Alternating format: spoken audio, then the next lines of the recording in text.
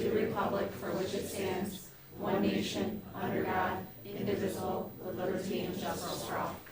Thank you. Can you please put your cell phones on silent or turn them off?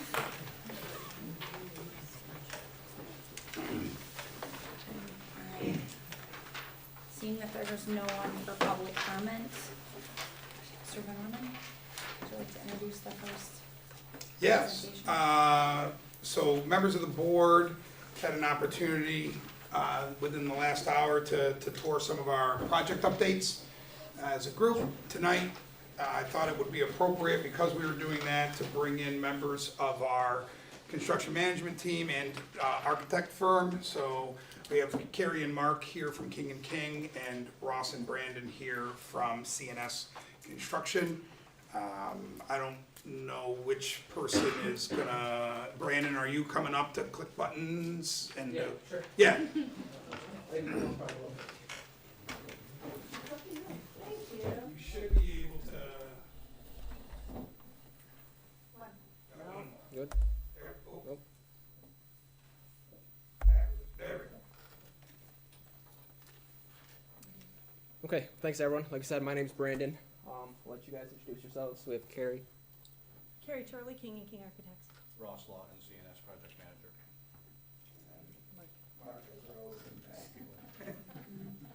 King & King. Okay. So, we just wanted to give you a brief update on where the project stands. As you recall, your community adopted a $30 million referendum for capital improvements. We broke that into 2 phases to help facilitate the work. The first phase was roof replacement, select areas of roof replacement across the entire building, and then work out here at the playground. Second phase, really the bulk of the project. Those of us that were on the tour saw the auditorium renovation, middle school toilet rooms, including the addition of 1 unisex staff bathroom, an upgrade in the elementary library, some work in the community center. We've replaced the lighting in the gymnasium portion of the community center, and the pool is shut down right now for some finishes upgrades. We will have high school corridor flooring and locker replacement upcoming in the second half of the construction project. Also some ceiling and lighting replacement at the high school. A very major and intensive parking lot reconstruction project this summer, so get ready for that. It's gonna be exciting. Elementary classroom upgrades, and in the summer, we will replace the elementary school serving line where the students get their meals through. Just digging into schedule a little bit. I know Carrie touched on the scope items. Several of these have been completed already, whether that was the spring or the summer of this year. Playground, obviously, for the elementary school, that was completed this spring and summer. Roof replacement was completed this fall. That wrapped up the phase 1 of this project. Phase 2, we're substantially complete with the auditorium, as we discussed. Same thing with the middle school toilet rooms and the elementary school library. We visited the community center today. That's obviously still under construction.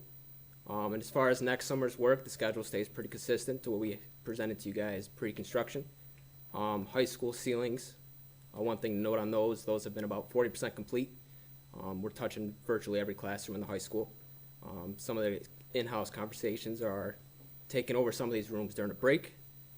We're working through that right now with Matt, Danielle, and the whole team to make this happen. Just a brief financial overview. I know it's a little bit hard to see. On the left-hand column, we have all of our prime contractors listed by trade.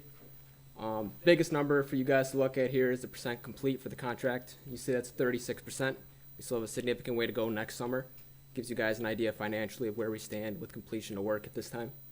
Another thing to look at is the allowances remaining. We still have a significant amount of allowances still to be used in this project. So not a whole lot to touch on financials. Good financial shape. So, are there any specific questions that you have about the project? I think the tour may have covered a lot of it. Yeah. Thank you for taking the time Of course. to tour us and answer the questions we've had during that time. Yeah. We're certainly happy to do it again as the work progresses and there are new spaces to visit. Just one other thing, I know we presented some before and after photos to those that were on the walkthrough. We listed a couple of them here. High school auditorium. middle school toilet rooms. In this particular case is the boys' room. Elementary school library, facelift with carpet, paint. And then the roof, in this case, elementary school.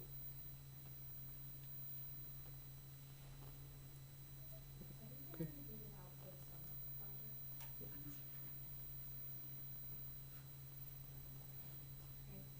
Thank you. Thanks, Chris. Thank you.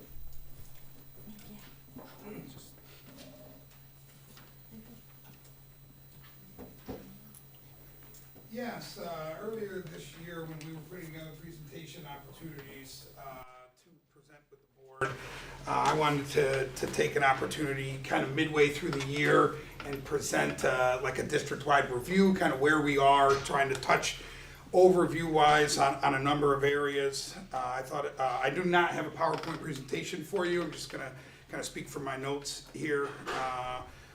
Wanted to remind the folks that earlier this year, our board adopted 4 district-wide goals: culture and communication, which was to create a positive and safe environment, focus on educational excellence, establishing challenging and impactful educational experiences to prepare all of our learners for an ever-changing world, school experience, providing responsive and appropriate opportunities that foster the development of well-rounded students, and financial goal to maintain responsible budgeting practices. So just as a frame of reference, those were the 4 goals that we're working through the lens of. So the areas I'm gonna hit, kind of overview quickly. First one is safety, of course.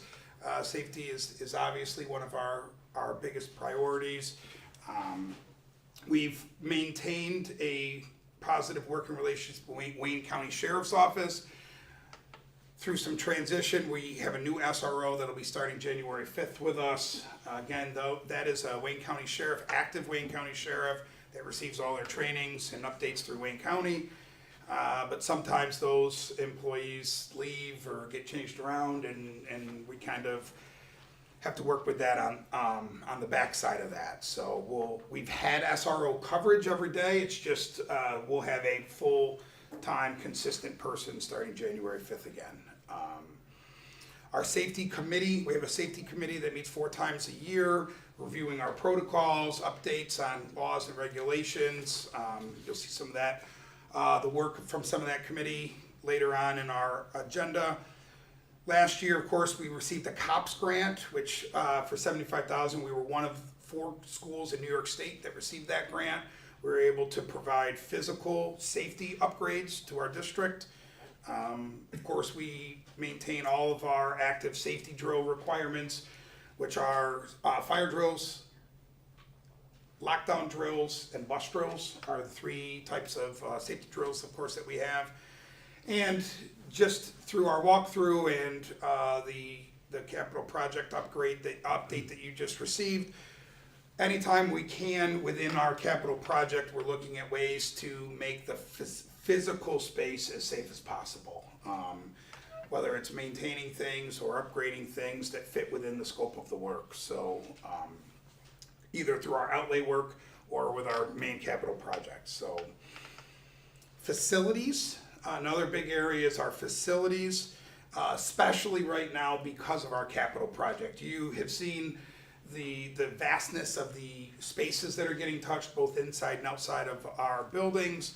I think it's important to remember that a lot of the work from our capital projects comes from what's called the BCS or Building Condition Survey. Those are done every 5 years. We are up for a new building condition survey in 2027. So it's actually right around the corner. And so that's when they come in and they take a look at the condition and the life expectancy of all of our spaces and start to use that information to inform us for the next round of capital project work. Like, oh, your roofs are gonna come out of warranty, we should start looking at replacement opportunities for those things, or whatever happens to be. So even though we're in the middle of a project right now, it's kind of cyclical in the sense of, if you remember, our project was approved in December of '23, so we're already 2 years into a project, and we have, a good 12 months left of that. and then the cycle will start again with that BCS. So that's upcoming. If you remember, a couple of years ago, we brought snowplow removal back in-house. We used to have an outside contract vendor with a vendor. We've brought it in-house the last couple of years, and in our review of it, it has provided us with a much more safe and consistent situation. In our previous contracts, it specifies the amount of snow that has to be on the space before the contractor would come in and remove it. Because it's internal now, we can re-hit those spaces with, salt and sand and snow removal at a moment's notice. Just last week at the chorus, high school, middle school chorus concert, it was snowing a little bit, so, before folks arrived for the concert, we were able to get back out there and do those. We would not have been able to do that. So it's been a benefit to be able to, we get a better product for that. One of the other things that we've incorporated in our facilities is an equipment replacement plan. Equipment, trucks, big pieces of equipment, they cost a lot of money, right? And we need a plan on how to replace those. We got to phase things out. We're trying to prevent situations where 2 or 3 big expensive pieces of equipment fail at the same time, and then we would have to come up with emergency funds in order to replace those. So trying to establish a meaningful end of life cycle for those and planning so that there's no dips and peaks with our expenses around that has been a priority for us. 2 pieces on the facilities, buildings and grounds, I think, we talked a little bit about this earlier today, continues to be a source of pride here for us. We take a lot of pride in the condition of our facilities and grounds. We pay a lot of attention to detail to those things, and when something's not working right, we make it a priority to address it. And I think it shows as folks get into other school spaces, you might notice these things that you wouldn't notice here because you pass by them, you take them for granted. You would see the absence of them in some other facilities. And I think that's a testament to our buildings and grounds teams, which is my last point is, our wealth of knowledge and our buildings and ground team is extraordinary. The ability for our staff to fix things, to forecast problems, saves the district huge sums of money. So again, just a shout out to our buildings and grounds teams to be able to keep things operating and to be able to problem solve and fix them in a meaningful way quickly. Next topic, communication. I think it's important to note that no matter where we are on communication, it's always going to be a priority for us. I think there's always opportunities for us to do it a little better, do it a little more cleanly, do it a little more efficiently, a little more clear. So things that we've kind of endeavored on over the last year or so, we've made it a priority to hand out 4 district newsletters and hard copy quarterly throughout the school year, just to provide the community with some hard copy updates.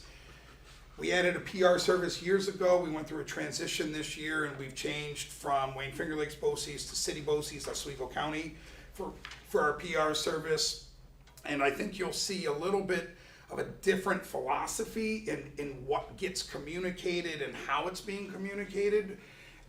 So there's been some growing pains with that, but I think the product overall we're extremely pleased with what we're seeing from our PR service at this point.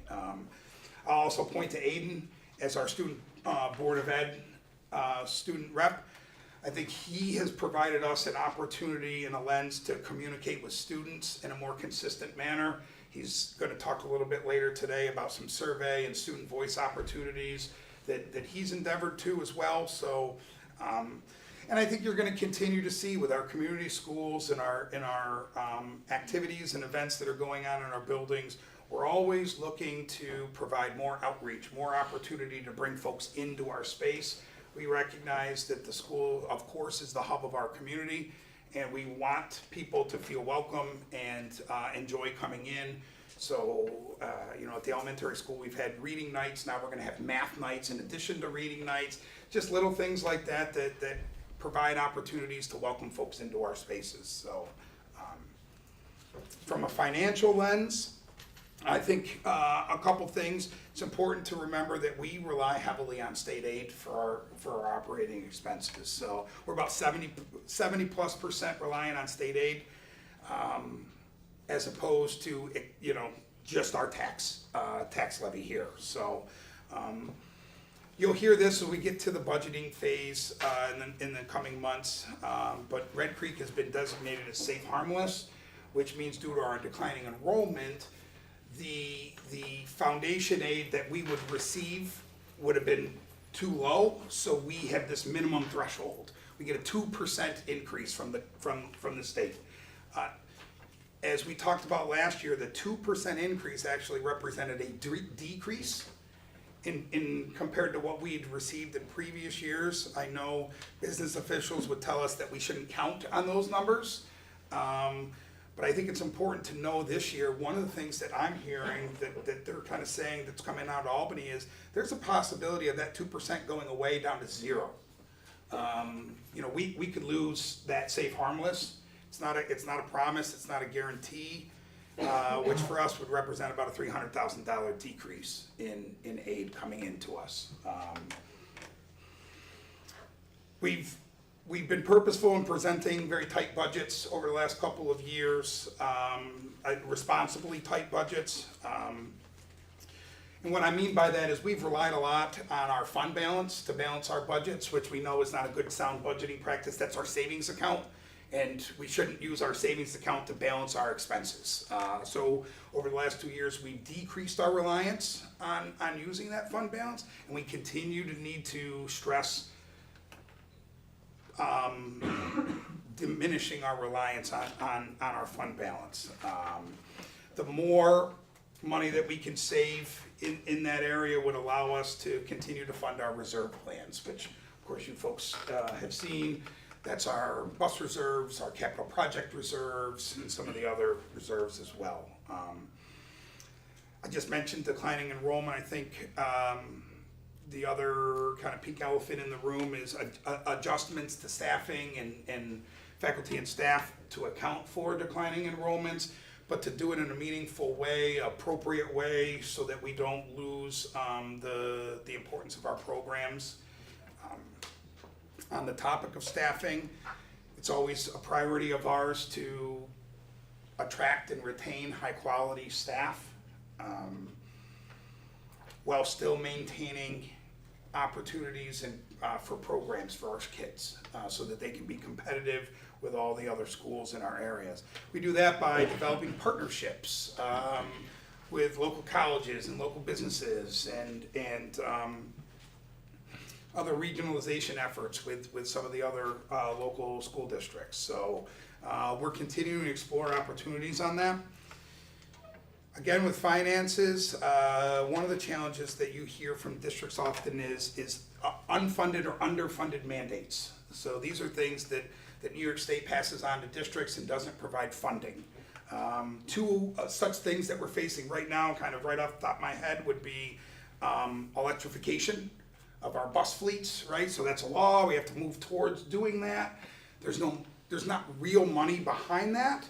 And there isn't a solid plan, long range from New York State to upgrade the infrastructures that are necessary to electrify our school districts, while at the same time providing electricity in our communities.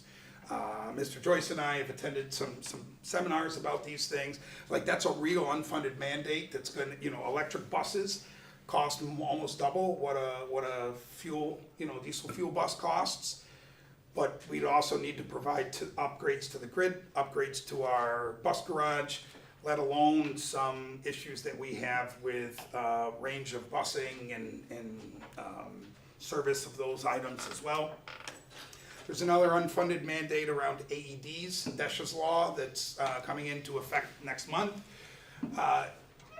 This one, I think, is not bad intentioned, right? It's to provide AED access to students in a much more consistent basis, but there's no money for us to buy additional AEDs. So they're about $3,000 a piece, plus annual upkeep on batteries and pads and those kind of things, and training. So it's not a bad thing, but it's a thing. We've talked a lot about grants here. We rely heavily on our ability to keep and maintain grants, to earn grants. We have a bunch of expiring grants. We've talked about that. You know, the uncertainty with the federal government, the ability to disperse the funds from those grants. We've tried to insulate ourselves in the last couple of years by moving some of those grant expenses into our general fund. So if and when those expenses leave, we don't lose the programs that we have gotten accustomed to offering to our community. As I've shared recently, you know, I'm proud to also announce that recently we've kind of in a great place and have earned all sorts of great grant opportunities here at Red Creek. Just this week, we received notice that we were one of 10 schools in the nation to receive a national grant opportunity from Transcend on a rural career-connected learning. That was just announced this week. Our team did a great job trying to secure that grant over the next 18 months. So we're excited about the opportunities that something like that will provide. We have some other grant opportunities as well with our MTSS programs. We're going to serve as the lead for 8 districts in our area, which provides us with some additional funding around that grant to pay for some mental health supports. One of the big grants, another national grant that we're a member of is the Walls Foundation grant, similar to like Gates Foundation type work. So that's a region-wide grant. And then we have another little fun grant that we just received notice on last week. We have a beehive grant through our garden club. Mr. Smiley and Mr. Wanick worked to get a beehive system set up in our school. So kind of a fun grant as well, but it's great to see that people are choosing Red Creek, right? Like we're competitive across the region and across the nation in terms of what we offer for programs and vision. And our kids in our community are going to benefit greatly from some of these opportunities. Lastly, the last focus area for me tonight would be around our academics, of course. You've heard from us a number of times that New York State is pushing forward with Portrait of a Graduate work. So we're going to continue to dive in and unpack exactly what that looks like, but we're really talking about some big shifts thinking-wise in terms of student opportunities and pathways towards graduation. They're going to change. They're going to be phasing out the importance of Regents exams. They're not going to phase out Regents exams completely, but what does that look like for us? What's the thinking behind it for our staff, our programs? So there's going to be some in-depth work with that over the next couple of years as we kind of make those shifts. Another important area for us is our accountability data. That's kind of, where we rank, and if our accountability data is poor, it forces us to spend a certain amount of our funds on remediating those deficient areas, as opposed to having kind of more of an open checkbook in where those funds go to with our programs. So, our accountability data is improving incrementally, and I think it's due to a process of review that we've really put in place over the last couple of years, and diving into why we're getting the scores that we're getting, down to the point of like, hey, why are kids not scoring, 4 points on an extended response question, on our state testing, and what can we do instructionally in our classrooms to provide them with more skills and training to answer those questions in a complete way, which will tick up our accountability scores. Of course, I mentioned earlier regionalization efforts. I think as funds become tighter or more competitive from school to school, we need to be smarter with how we're spending our money. And does that include partnerships with local schools on a variety of things, transportations, athletics, program availability, staffing? I think the sky's the limit, and we're really kind of only constrained by our own creativity on that. Like, where can we find some efficiencies and ensure that every dollar we can spend goes into, as many dollars as we can have go into our kids' programs and activities. So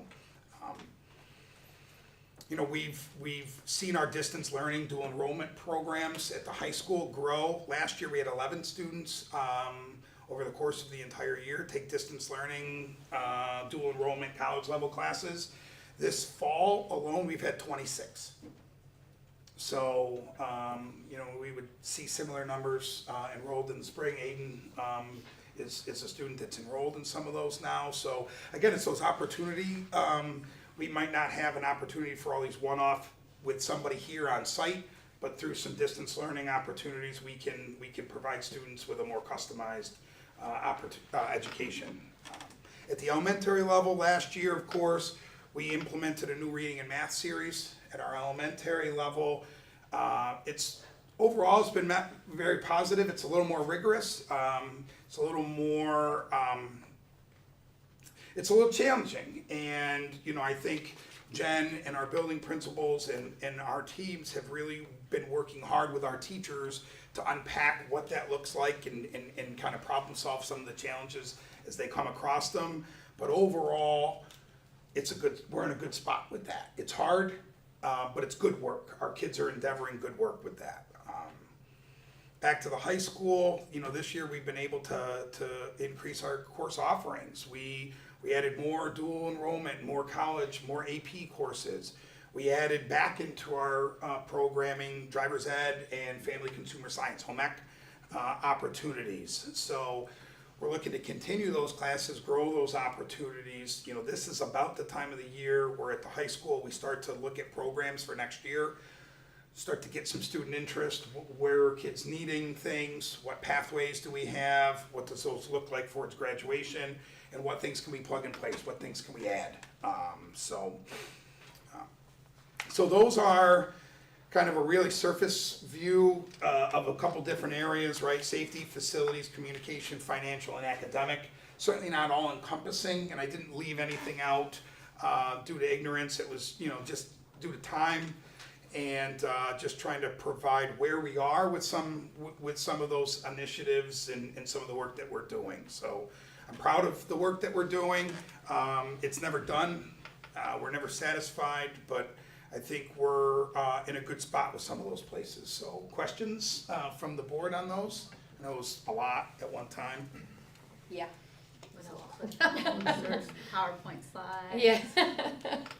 I have two questions. When you talk about Safe Harmless and us losing $300, just to be clear, we're not actually like losing money, we're just not getting that 2% bump that we typically would have. Right, Is that and to what be you guys clear, said? there's no finality yet from the governor. We won't see the governor's budget until late January, and then there's still some up in the air around that. But right, so for us, Safe Harmless includes a 2% increase in our foundation aid. And we just might not get that, is what you mean by losing $300. Yes, but that quantity would represent a $300,000. Like if it was zero, that 2% equates to a $300,000 real number for us. And then my other question, with Dacia's law, Yeah. what does that look like for us? Like how many more AEDs are we having to purchase that we didn't have before? Yeah, so one of the areas that we're focused on is our busing. Field trips, which is in the law, is to provide AEDs on field trips. I'm happy to announce that Dave, Mr. Welcher, has really done a good job over the last few years in ensuring all of our sports teams, when they go on trips, have AEDs with them already. Even though we're going to North Rose Wolcott School and we know North Rose has AEDs, something could occur between here and North Rose Wolcott that would necessitate needing an AED. Right now, we're looking at phasing in additional AEDs on our field trip runs and our regular runs at the rate of about 5 AEDs a year for the next few years, in addition to what we have and to maintain the spaces that we have. But all of our field trips will have access and training to AEDs, and we're going to phase in our bus runs as well. But I think from being a part of the safety meeting, just because I'm not sure if your question got answered, but we actually are in compliance currently with what we have. And We are. we're just adding additional ones. Yes. to be more proactive, not necessarily because we have to fill a gap. Yep, we're good with the law as it is right now, but we're forecasting that the law is gonna morph in a more restrictive manner, probably for the better. So those 5 a year on our buses are not in the law, but it's hard to argue that we shouldn't have opportunities to use those should they arise. Thank you. Other questions? Okay. Great. More Mr. Van Orman talking. MVPs. Again, 40 MVPs, which is great this time of the year. You see some different names up there, which again is great. I'll read a couple. Eliza Reed, who's one of our community schools coordinators at the elementary school. Eliza is a behind-the-scenes kind of gal. She works tirelessly within the school setting and outside of our school setting to make sure the students and their families have the basic needs being met. I've witnessed several examples of this, from collecting food and clothing items to delivering these items to homes in need. The children know they are safe and have a friendly face in our building, and our district is truly blessed to have her here. Thank you. So that community schools connection is very good. Jen Fillingham, one of our longstanding custodians. Jen is one of the few remaining foundational people here at Red Creek, and because of that, she always seems to know what needs to be done, when it needs to be done, how it needs to be done, and then she does whatever it needs doing. She's a true cornerstone to the success in our district, always willing to help out and always willing to look out for the kids who need an extra, how are you doing today? It's good to see you. Jen makes all of our jobs easier, which I agree with. And lastly, Mr. Briggs, elementary PE.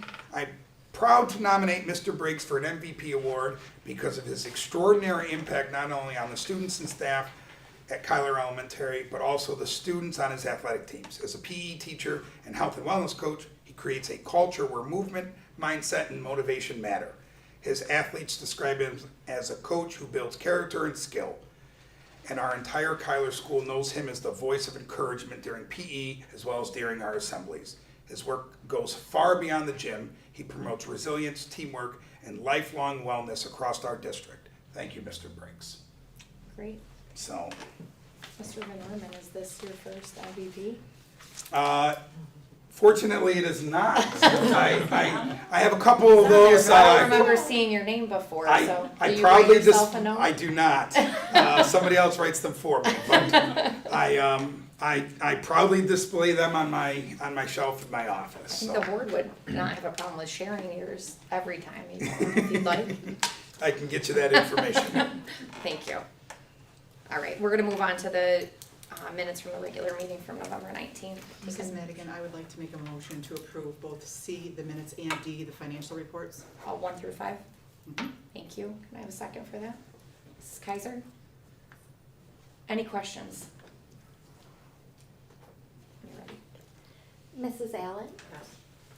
Mr. Joyce? Yes. Mrs. Decker? Yes. Mrs. Damon? Yes? Mrs. Foltz? Yes. Mrs. Kaiser? Yes. And Mrs. Madigan? Yes. Thank you. Could I have a motion? I'll make a Mrs. Allen? motion, E1 through 2 and 4 through 6, So everything but 3? everything but Hold 3. on, when she says 1 through 2. Because she only had to say it once, so. So this is E1. 1 through 2. It's 1 through 6 1 and 2, without 4 through 3. 6. Could I have a second, please? Mrs. Foltz, thank you. Any questions on this group? I'm ready. Mrs. Kaiser? Yes. Mrs. Foltz? Yes. Mrs. Damon? Yes? Mrs. Decker? Yes. Mr. Joyce? Yes. Mrs. Allen? Yes. And Mrs. Madigan? Yes, thank you. All right. Mrs. Geiser, could I E3, through 3? E3 through 3. Second by Mrs. Allen, please. Just 3. Oh, Yeah, I mentioned this last month, right? We started to receive some retirement notices from some of our teaching staff. Unfortunately, here's another one from Mr. Elmer.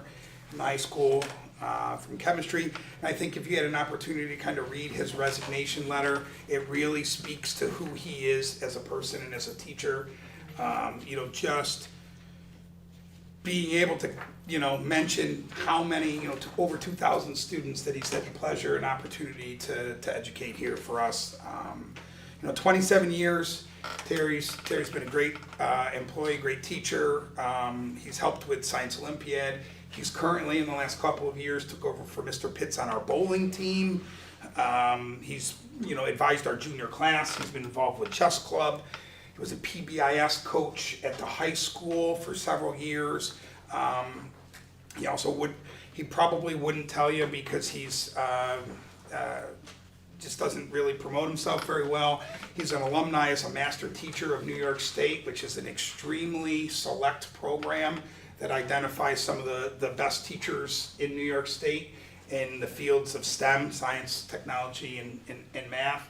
And he's been an asset for us as a district, and our students have greatly benefited from a subject that is extremely challenging. Kudos to Mr. Elmer. He'll be sorely missed. Thank you for everything that he's done for us, and unfortunately, we have a resignation from him, so. Okay, thank you. Any questions? All right, I hope you'll wish him well for us Absolutely. when you're ready. Mrs. Decker, I don't want to, but yeah. Mr. Joyce, Yes. Mrs. Dingman, Yes. Mrs. Kaiser, Yes. Mrs. Allen, Yes. Mrs. Foltz, and Mrs. Madigan. Yes, thank you. All right, for new business, could I have a motion, please? I'll make a motion, F1 through 7. Can I take a second from that one, Ms. Geiser? Thank you. Okay, questions? I'm sorry. You can go first. Budget calendar. Yep. I looked at the proposed as against the 25-26, just to kind of see if there was anything glaring. And on the 26-27 proposed, the February 25th meeting occurred earlier in the month this year, so I just wanted to point that out. I'm sure it's fine, but I wasn't sure how close we had to be with those meetings. That's not one of, you're not wrong, there are several deadlines. That's not one that would be subject to a hard and fast deadline. Okay, thank you. Yes. Mrs. Decker? I have some policy questions. Are you on 1 or 2? What's that? Are you on F1 or F2? Okay. So 5681. Okay. For me, it's page 3, but W, the part that's all in blue. The last sentence, district-wide school safety team may provide first aid, CPR, AED training for relevant staff, including members of the building level emergency response team that's voluntary. So is all of the training is voluntary for our staff? I think what that is referencing is that the members of our emergency response team wouldn't be required to have AED training, but that we offer it to the district. Who is required, if not our emergency? So members of our emergency response team could, like Mrs. Madigan's on our, So that's our ironic, safety because I asked that same question in the Right. meeting. I said, what Okay. was mandatory versus what's voluntary? And it's, the majority is voluntary, it's just so it's offered and encouraged, is Yeah. the way it was explained to me. So our nurses have it, all of our coaches, of course, Right. have it. We offer it during many of our PD days for staff, but that's the voluntary piece. Right. But I think we're gonna try to ramp up our efforts to encourage more, and, we're in compliance with hands-only CPR for all students as a graduation requirement Right. as well, which we offer on a year-to-year basis, so. From what I understood though too, is that everyone that was in it, whenever we were taking students or, had some sort of trip going on or something, there was someone that had the training. Doesn't necessarily mean that they were mandated to have it, but we weren't sending people without training. Yeah. So we'll hit our bus drivers as well, right, just to be comprehensive with who's available, you know, who's been offered and takes those trainings. Okay. 5720.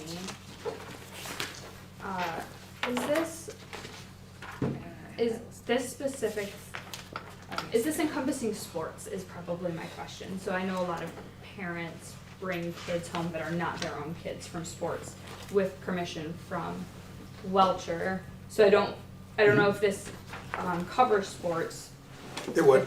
Do we maybe want, like, I don't know that you're gonna want to do approvals, prior approvals for all the parents who want to bring their kids home, so, I don't know, that was just my thought. This is a two. Yeah, I was gonna This say, is unless a I'm two. So just misunderstanding, two, not from. So the from is already in place, there's no Okay. change to the from, so parents would still use that same process athletically to clear it with Mr. Welcher and bring their child home or whatever. This provision would allow, under select kind of circumstances, parents to bring to an event. So I think currently what we do is that if you do not ride the bus, you cannot participate Got at it. an event, correct? Right.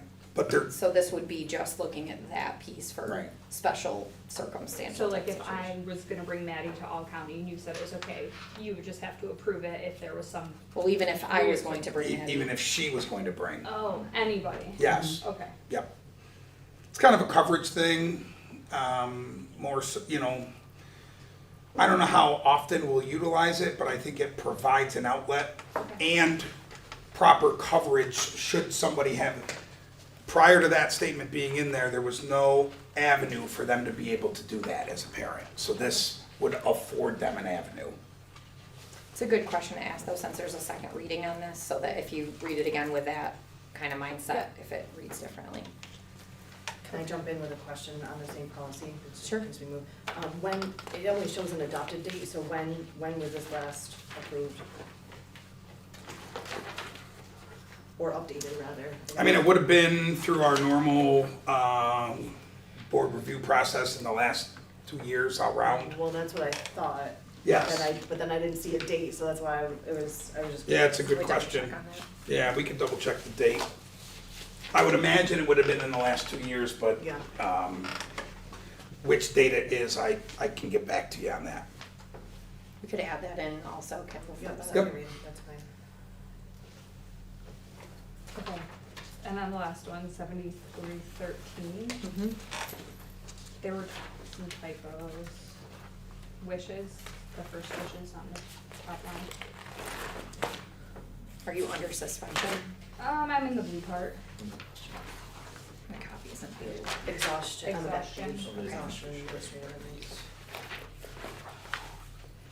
Mm-hmm. And then I think at the bottom, so the last sentence in blue, I think that should be 30 days, not 40 days. Which section are you in? Correct. Still the same. Second, Oh, bottom okay. paragraph. Okay. Did we copy this language from the code of conduct? So do we need to go back to the code of conduct and I'll double check that, The code of conduct's correct, I already looked at it. You did, okay. thank you. And then the verbiage that I don't see in the code of conduct, so in this second paragraph, an appeal of the decision of the superintendent will be based solely upon the long-term suspension record.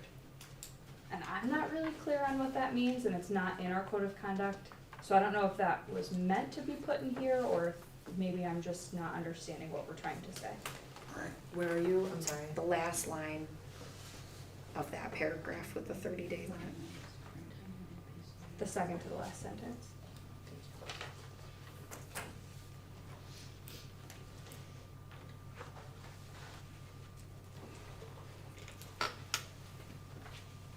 Is that meant to be off of, because the appeal is of a long-term suspension, or off of So it past record of, It is that what you're wasn't trying in to the ask? code of conduct, this part wasn't in the verbiage for the code of conduct, so I'm not sure if it like got put in here inadvertently, or what we're trying to say with it.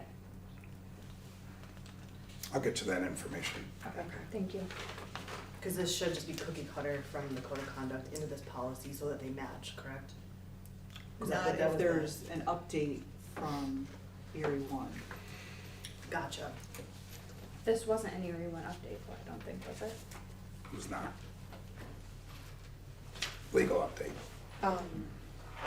Okay, let's bring that back. If Yep. that's all right. Yeah, it's in the first read, so that's why we have 2 reads. Was there anything that we needed to talk about with the last policy that got sent out, or, like, What do you mean? I think in the second email? It's on the agenda under A. Oh, yeah, A3. Was that a policy we needed to discuss, or was that just like? Oh, you're back up. information I'm pieces? sorry, I was under F, so I got. She's talking about this one that you updated us on.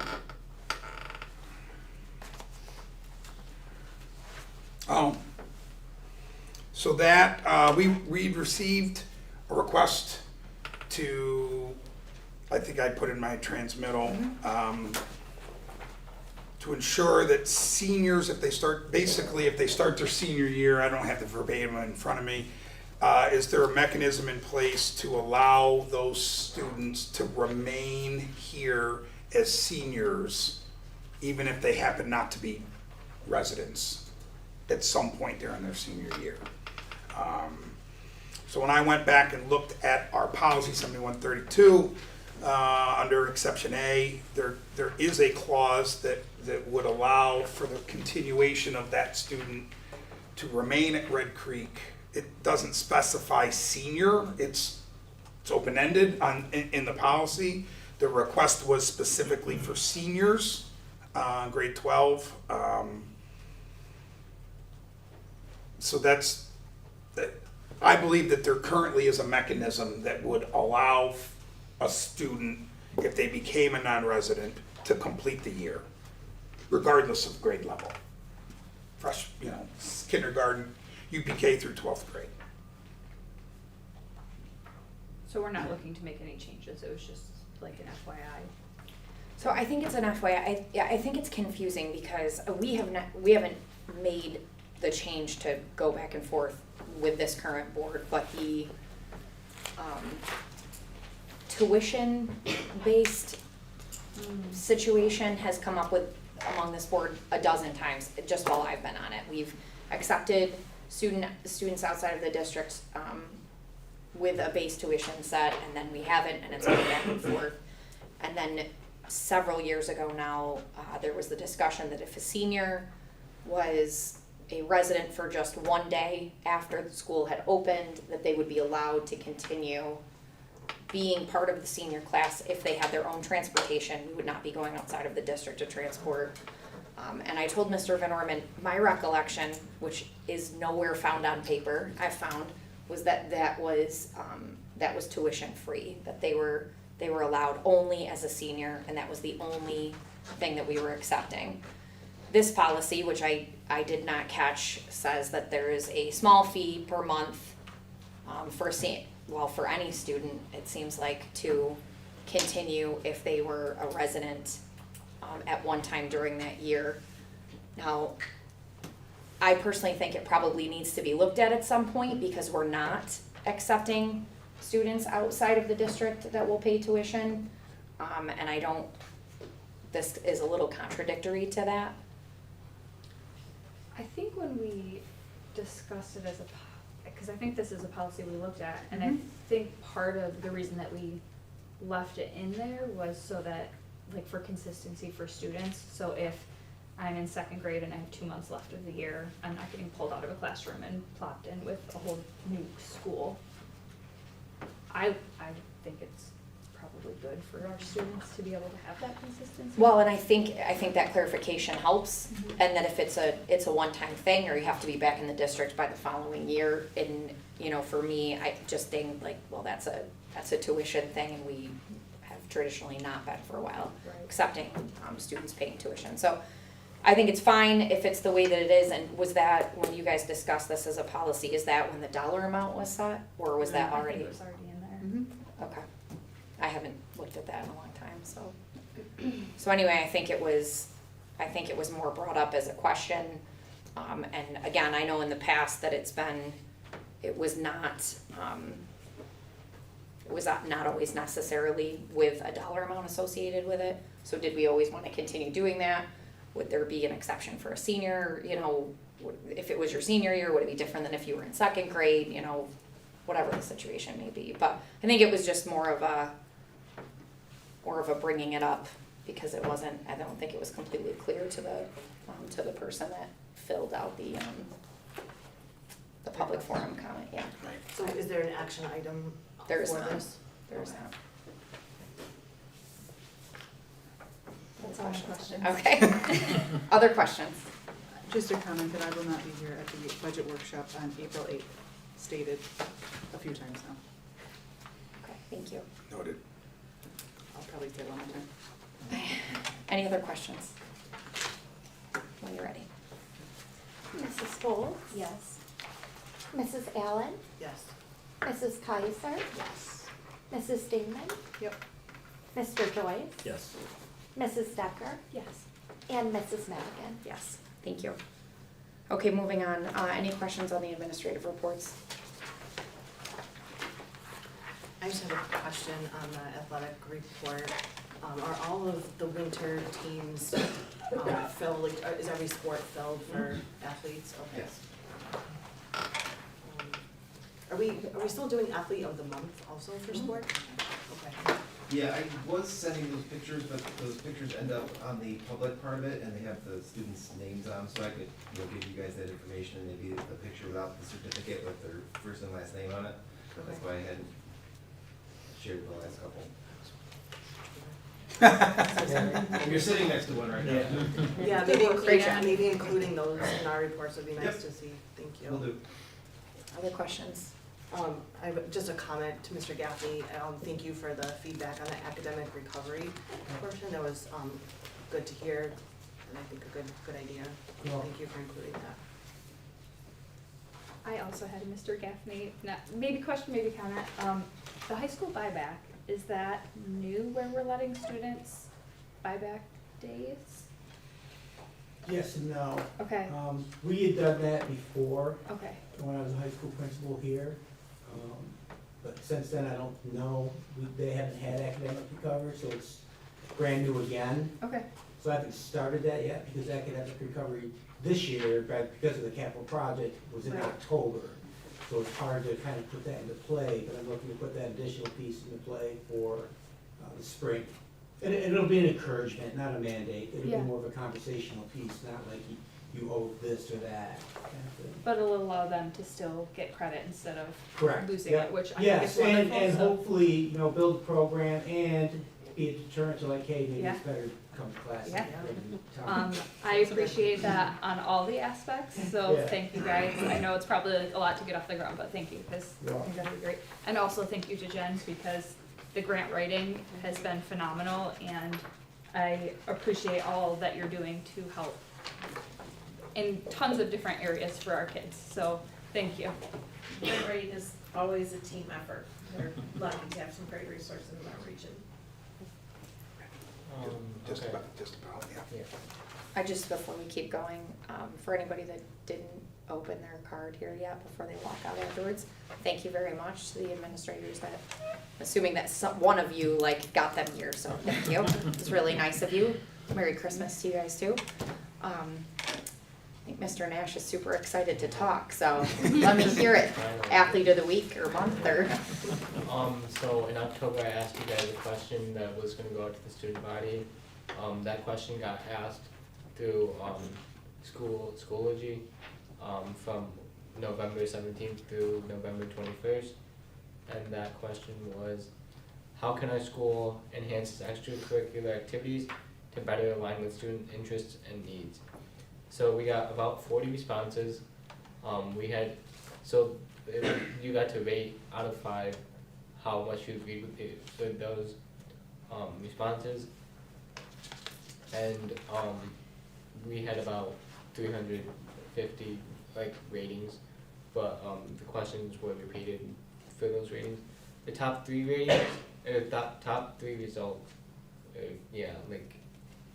top 3 rated results were The first one was to allow students to give input on which extracurriculars should be offered for the next year. That got 25 ratings with 4.3 out of 5 stars.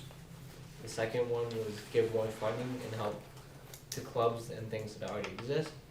That had 27 ratings and a rating of 4.1 out of 5. And then the third one was allow students to advocate for new sports. That had 26 ratings and that was 4 out of 5 stars.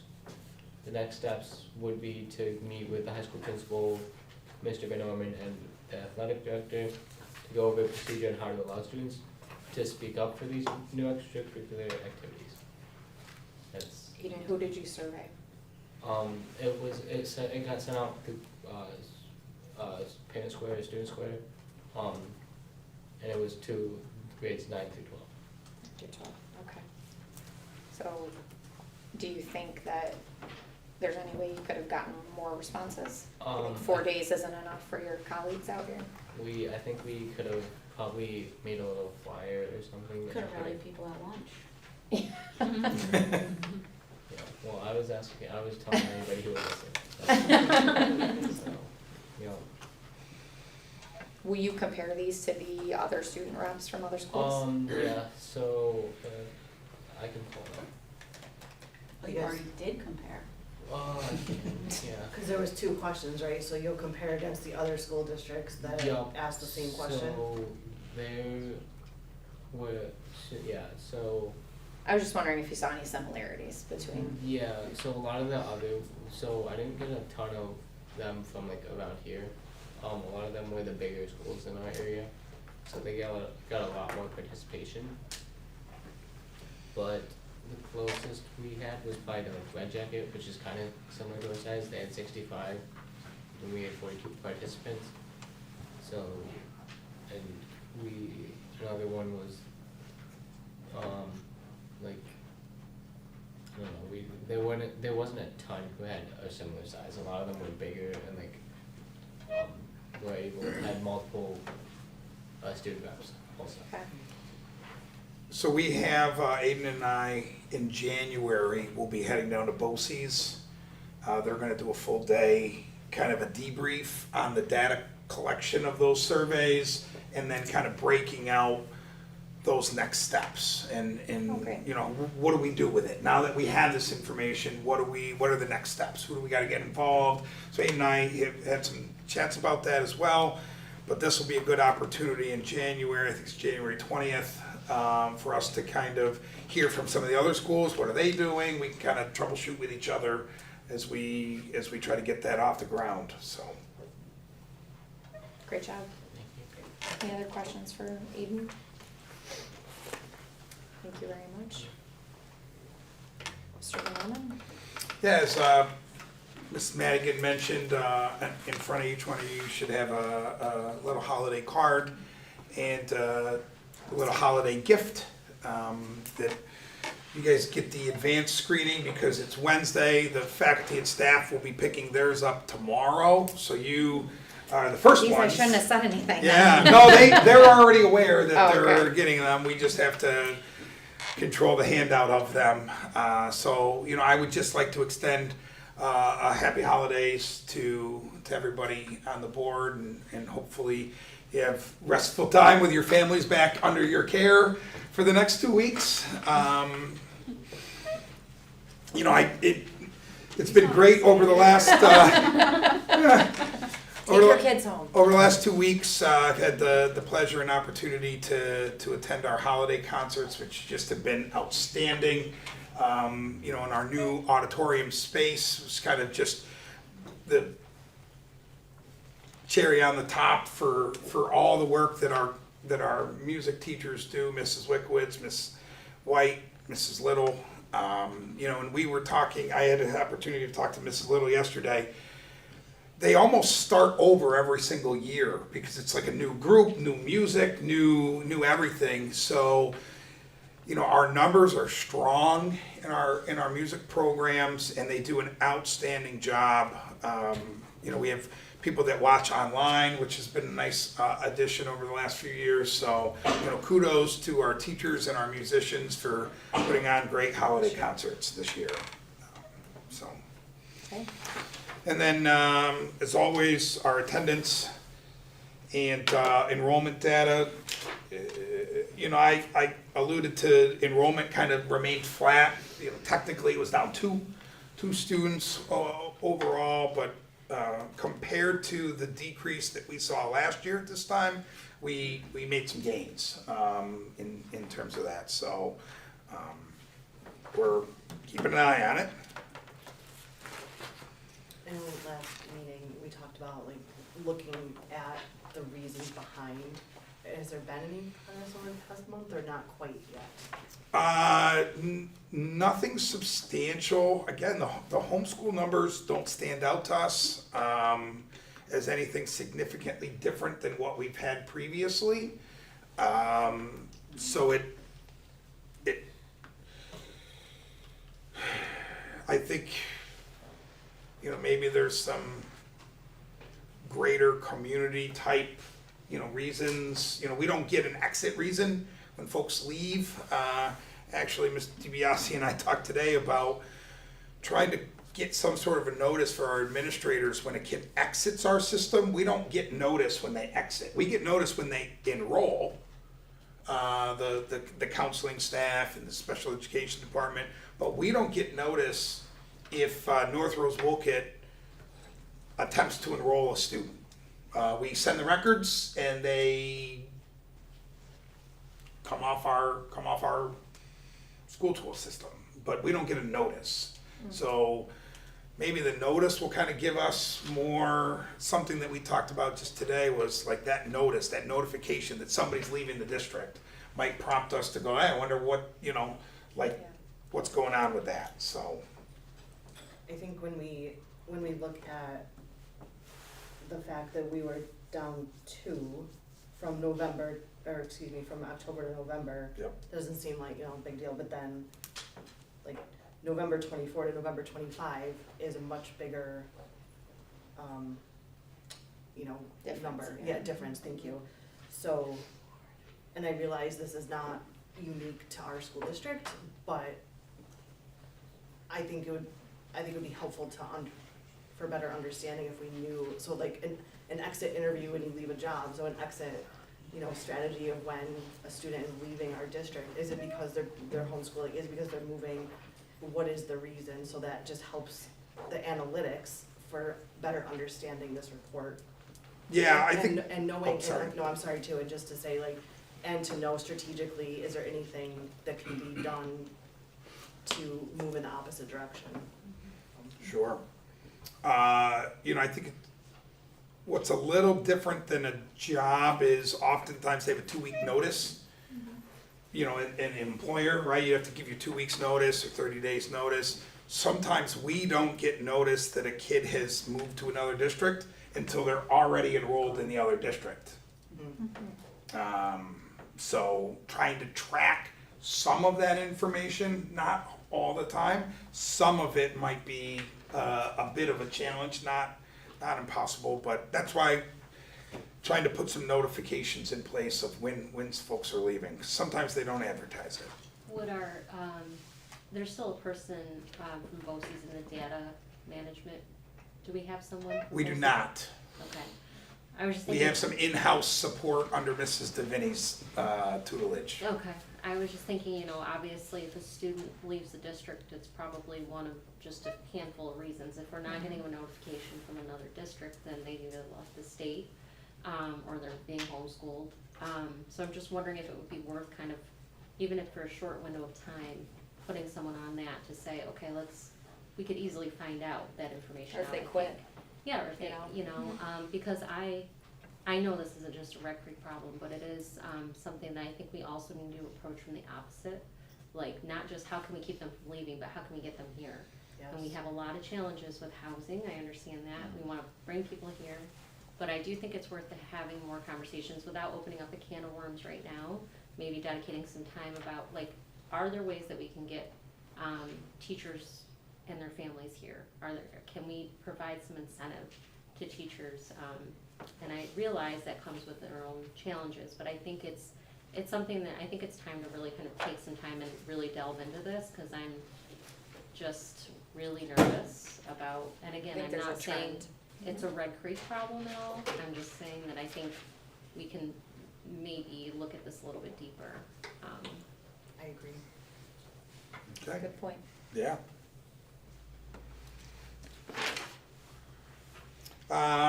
Next up, just an update on the Community Center Advisory Board is if and when those names change, we have been trying to bring those forward to you. So the town of Wookett representative changed recently, so, but it shows a full board again, so we're good on that. And then district safety plan, every spring, we open this up as a draft, and then we do a public comment, 30-day public comment session with a public hearing as required by law, and then the board votes to approve our safety plan. Typically right around the reorganizational meeting time, early July. This year, we've already done that. You folks have already done that in July's reorg meeting, but because of DESHA's law, that AED piece, it's requiring a change to our safety plan, because the safety plan does not include the AED stuff that we just talked about.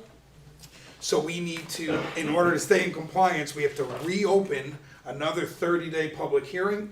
We're gonna hold we have to open the 30-day public comment session. We have to hold another public hearing, which we'll hold on January 14th, and we'll publicize that out. And then at the January 21st board meeting, we would ask the board to reapprove that safety plan to stay in compliance, both with the laws, DESHA's law, and the laws around safety plan adoption. The only difference between what we approved in July and this version is that blue paragraph on It page was, 7. There's that was nothing- it. Yeah, correct. Thank you. So I have a question to piggyback off that. Do we have to open it back up for public comment and reapprove anytime, Yes.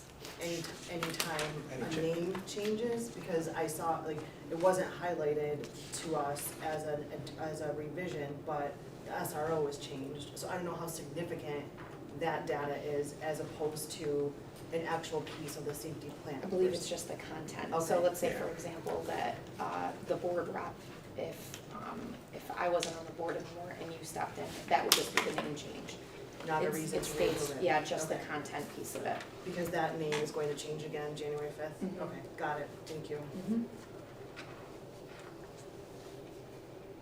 Any other questions on that? I have nothing else. Okay. All right, we're gonna move down, that late addition was because I forgot to put it on there, so we're just gonna, talk about if everybody had an opportunity to look at the NISBA link, to look at those sessions. I just thought it might be, worth having just a general conversation, anything that stood out to you, anything that you think would be helpful, maybe something that we could dig into a little bit if we think it would help the group.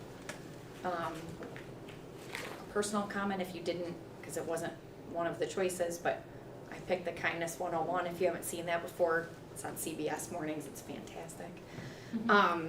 But anybody want to offer up anything for any of the three? Okay. Let's start with the cell phone law. How about that? So, my personal opinion on that is I thought that it was a good piece that she offered, but it looks like we're really not gonna be able to do too much until we have a little bit more data, which is probably not gonna be for several more months.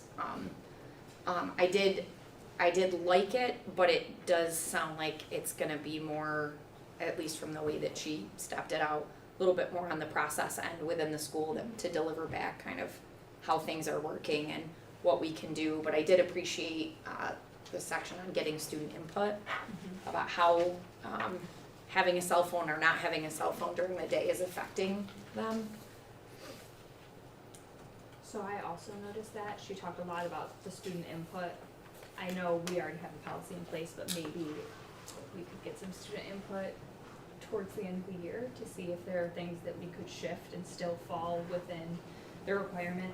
And I think it was really great that she pointed it out, because I don't know that we really ask for student input and policies, but I think there could be some, I know we do stakeholder groups with staff and, community members, but, I think if we have an opportunity to get student input, it will probably get more buy-in and make it, a little bit more gentle, maybe.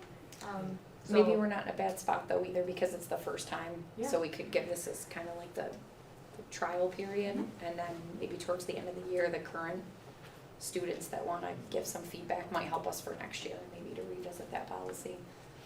I think it's gonna be interesting as the years progress, assuming this law stays in place. That it may not be such a focus area, because students are coming in with the expectation, I can't use my phone, it's just kind of a norm, so, I don't, just something I was thinking about throughout, But like the regulation pieces that she talked about, like teaching them how to regulate, because right now it's really just black and white, like you don't have it while you're at school, it's put away, and then they get it back at home, but still don't really have that self-regulation that we might be able to help teach them, We can see the benefits, I know the kids, it sounds like the kids talk more in the cafeteria, it's a little bit more robust conversations, so maybe if we can like help with that side of things to teach them how to see the benefits and self-regulate a little bit better outside of school. The district goal setting one, I thought was really interesting. I know we're not really at a point because we're already year 3 of our strategic plan, or 4. But I thought it was really informative. So when we get to the point, probably in the next year, I will probably revisit that because I think it had a lot of good input and structures around it. So I thought that figuring out your why, I thought that was a good approach to that. I think it's something definitely to maybe incorporate into maybe the binders or in that goal setting process because I thought Jamie did a good job of continuing to bring it back to that same question. I think that's a good strategy. For that one, I thought it was good, there was like, a visual, so maybe that visual we could go Yep. back and reference that.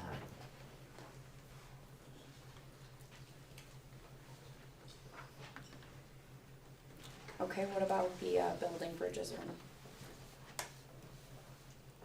I did not get to that one. Can we keep this, We on, can, so that we can watch other ones if we want and bring? because you're excited to watch the Nope, kindness one. not at all, The kindness no. one is really good.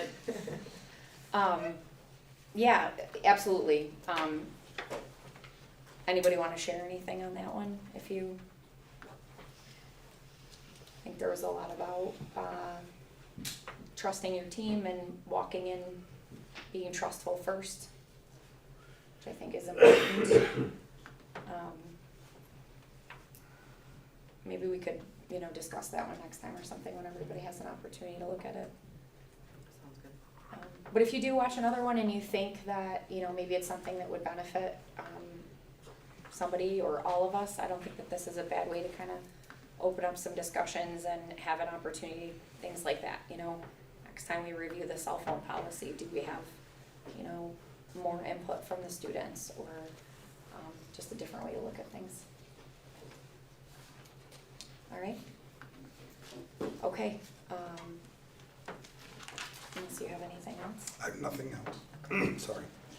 I would take a motion to move into an executive session for a particular personnel matter and a student appeal. Mrs. Kaiser, and a second by Mrs. Foltz. Thank you very much.